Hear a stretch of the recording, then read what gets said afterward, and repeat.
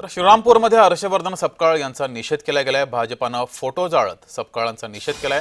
काँग्रेसनं सपकाळांची हकालपट्टी करावी अशी मागणी सुद्धा भाजपाकडून करण्यात आली आहे।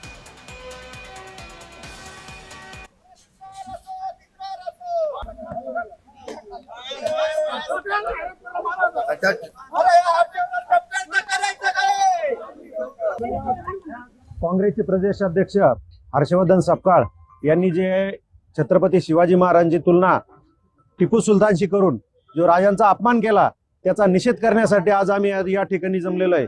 काँग्रेस पक्षानं त्यांना या अशा वक्तव्याबद्दल काँग्रेस पक्षातून निलंबित केलं पाहिजे आणि त्यांना अद्दल घडवली पाहिजे अशी आमची सर्वांची भारतीय जनता पार्टीची अपेक्षा आहे। या टिपू सुलताननी काही लाखो हिंदूंची कत्तल केली, काही हजार मंदिरे या ठिकाणी उद्ध्वस्त केली।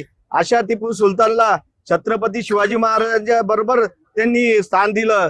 अशा प्रदेशाध्यक्षाचा आम्ही भारतीय जनता पार्टीच्या वतीने जाहीर निषेध करतो आणि काँग्रेस पक्षाला विनंती करतो की त्यांचा पक्ष त्यांना निलंबित करावं ही मागणी आम्ही करतो। काँग्रेसचे अध्यक्ष हर्षवर्धन सपकाळ यांनी आपलं दैवत छत्रपती शिवाजी महाराजांबद्दल जे काही उद्गार काढलं, त्यांनी जी तुलना केली